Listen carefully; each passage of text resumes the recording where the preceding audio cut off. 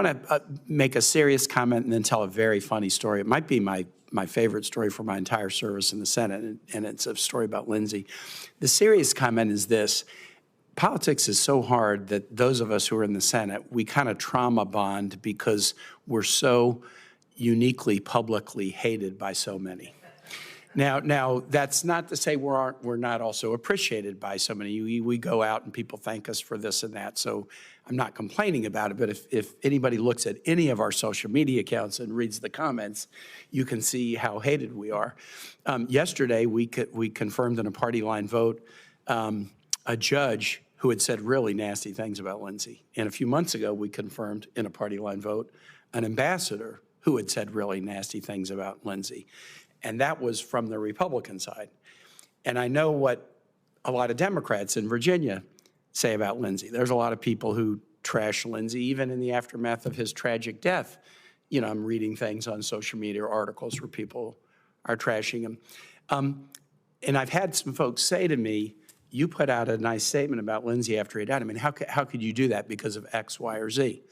And I've had people say things to me about other colleagues that are in the same way, and I always sort of give the same answer. It's like, anybody in your family you have political disagreements with? And the answer is always, of course. So do you love them or you hate them? Well, I love them. Okay, so should it be any different? I mean, should it be any different? We have political disagreements, but this is a family in a lot of ways. I mean, these 6-year terms, and then we're together. It's not like every 2 years in the House where somebody change out. We really work together, and it becomes a little bit like a family. And disagreements within family on politics and all kinds of things are so normal, and we accept that. Why can't that be accepted so easily in politics? And I do really. I'm just thankful that I had a chance since 2013 to have Lindsey as a friend. And there were many things we agreed on and worked on together, many things we didn't. But it is a family. And in some ways, if the Senate can't model to the American public, who I actually believe really want to see this, if the Senate can't model collegiality amidst disagreement, like who's going to do it? I don't think the House is going to do it. I'm not sure the executive is going to do it. If the Senate can't do it, who's going to do it? So, as you said, Mr. Chair, like maybe we ought to, step up our game a little bit. So here's my favorite story in serving in the Senate, and of course it deals with traveling with Lindsey. In late January, early February of 2015, a bipartisan group of us decided to go to the Middle East to interview people about then President Obama's ongoing negotiation with Iran over the JCPOA. And we wanted to look people in the eye and hear what they had to say. Went to Saudi Arabia, went to Jordan, went to Israel. And in Israel, we visited, the PM and current Knesset members and past, Shin Bet and Mossad members. The last meeting before we boarded the plane to fly back to Washington was at the HQ of the Mossad in Tel Aviv, the intelligence agency.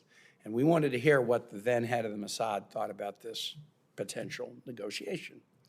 And we were going to be there at like 10 in the morning. We were going to have an hour-long meeting. They were going right to the airport to fly back. And it had been one of those very long weeks. And you guys all know how Lindsey would sleep wedged in behind the chairs, like in the middle section of the plane. I mean, he could do something that none of us could do, the way he could nap. And it had been a long week, and we were really tired.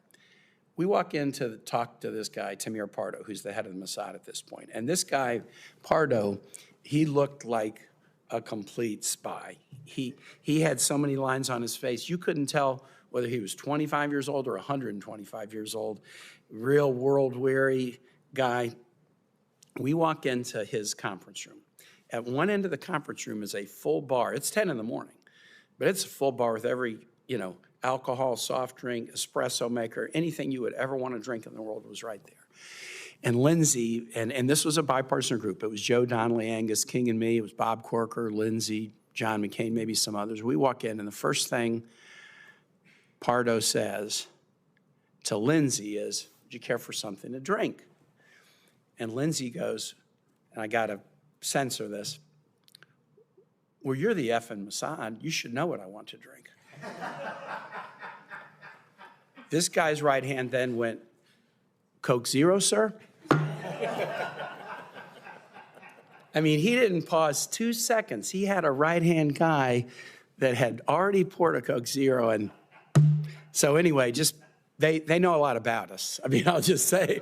But we all, in the bus to the airport, we all said, okay, Lindsey, you set that up. I know you set that up. That was a great party trick. He goes, I didn't set that up. That was completely natural. But I think he'd maybe been in that room a number of times, and they had good files on him. But just that challenging them. You're the effing Mossad. You should know what I want to drink. That was very much Lindsey, and we'll really miss him. Thanks, Senator Kane. Senator Scott. First, welcome to the Senate. So I ran for the Senate in 18, and I was not supposed to win. I was running against an incumbent, and so nobody wanted to come down campaign because I was going to lose. But Lindsey came down, and so he had just done. They just had the Kavanaugh hearings, and so Lindsey was a superstar. And so you wouldn't believe the crowds we got. We did 2 cities, and everybody loved Lindsey. And he just, he relished in it, of course. I mean, he loved it. And he just told stories the whole time. And he could have gone on, and people would have stayed forever because they loved Lindsey for a lot of reasons. But he had just done the Kavanaugh thing. Then we got up here with Sheldon. We went to the Munich conference, and Lindsey knew everybody, and he knew everybody. And what was fun during the week is if you just got 5 minutes with Lindsey, you could listen to where he traveled, because he generally went somewhere. I think it seemed like every weekend, and he had a story he could tell you. And the last thing is Lindsey was an encourager. He always showed up if you needed him, and he always was very encouraging. It was a sad day when we lost Lindsey. So glad you're here. Thank you so much. Thank you. Well, again, thanks, Senator Scott. Thank all of you for telling those stories. Again, I hope the public listen, because as you said, Senator Kane, I mean, we're not loved, and there are so many cruel things written about Lindsey while he was alive and even after he's dead. It's just so grossly unfair. I think there are so many areas of agreement. There's all kinds of things we disagree on. But having had conversations off and on with all of you, there are things we agree on. So I know I've got this job for about 6 months. I want to use those 6 months to find those areas of agreement so that what Senator Whitehouse was talking about does not come to pass, that we actually do figure out how to work together for the benefit of the American public. There are plenty of things we can do. There are plenty of things we agree on. Let's try and make that happen. So that's my dedication. And then, again, let's do that in honor of Lindsey, because, again, I think his legacy truly is he taught us, he showed us, he demonstrated how to work together. That's what we need to do. So the record will remain open until 12 p.m. tomorrow for submission of statements to the committee clerk. This meeting is adjourned. Thank you all.